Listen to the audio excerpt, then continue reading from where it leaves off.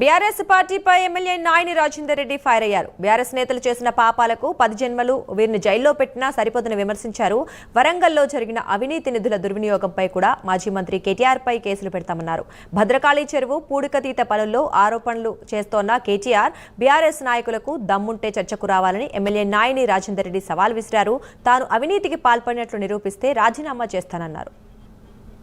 మొన్న ముఖ్యమంత్రి గారిని ఏ విధంగా మాట్లాడుతున్నారో మనం చూస్తున్నాం. వారు చేసిన దొంగతనాలు ఇంత కాదు. అసలు వాళ్ళని 10 జన్మలెత్తినా జైల్లో పెట్టే అన్ని పాపాలు చేసి ఈ చీట పురుగులన్నీ బయట ఉంచకండి, తక్షణం జైళ్లలో పెట్టండి. ప్రజలు ఏమనుకోరు, వీరు చేసిన పాపాలను ఎవ్వరు ఏమనుకోరు. మీరు కక్ష సాధింపు చర్యనో లేకపోతే ఇంకేదనుకో లేట్ చేయటం వల్ల ఇది వైరస్ తిరిగా వ్యాపిస్తున్నది.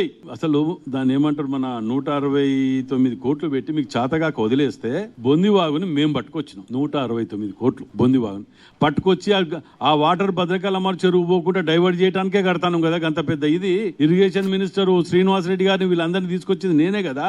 రేపటితో కంప్లీట్ అవుతుంది, ఇంక ఏం చేయలే, అసమర్థత, ఇవి తిన్నారు అవి తిన్నారు. ఎందుకు ఈ బూడబూడి మాటలు? నీ చరిత్ర తెలియని వాళ్ళకి ఎవరికైనా చెప్తే వింటారు. నీ బతికి ఏంది, నీ చరిత్ర ఏంది, నువ్వు ఏం చేసినావు, ఈ 10 ఏళ్ళ మీ గవర్నమెంట్ నువ్వేం చేసినావు, 16-18 నెలల నేనేం చేసిన అన్నది ప్రజలు చెప్తారు. నువ్వు చెప్పడం కాదు కదా. ఏమనంటే అంటాడు అక్కడ, ఇంకా ప్రజలు అనుకుంటారట. ప్రజలు నిన్నంటారు లఫుడ్ గాడు పీడ పోయిందిరా, దరిద్రం పోయింది వీడు పోయిన కాడికి వెళ్ళి, గిన్ని చేయవలసిన కూడా ఎందుకు చేయలేకపోయినరా వీడు అని ప్రజలు. నేను అన్నట్లే అమ్మవారిని ఇంకా ఆయంత లెక్క చూడమని చెప్పిన భద్రకాళి అమ్మవారిని అయ్యగారులకు కూడా అమ్మవారి ముక్కుపోగు కాడికి వెళ్ళి మొదలు పెడితే అన్ని లెక్క పెట్టి చూడండి, అల్లు కరెక్ట్ ఉన్నాయా లేవో అవి కూడా మళ్ళీ భద్రకాళి అమ్మవారిని ఒట్టనే పెట్టుకొని చెప్తుంటాడు మళ్ళీ ఆడ.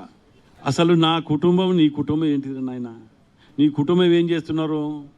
పొద్దుగా లేస్తే ఈ స్కామ్ల ఆ కబ్జాలలో అందులో ఇంట్లో ఉన్నారు. నా కుటుంబంలో ఎవరు ఉన్నారు ఇవాటి వరకు? అసలు నాకు ఆ పేరు వచ్చింది ఇవాటి వరకు? నీ పోస్టింగ్ తీసుకుంటే 10-15 లక్షల కాడికి వెళ్ళి మొదలు పెడితే ప్రతి దాంట్లో పర్సంటేజ్ అలవాటు అయిపోయి ఇంకేమంటాడు, నేను ఇక్కడి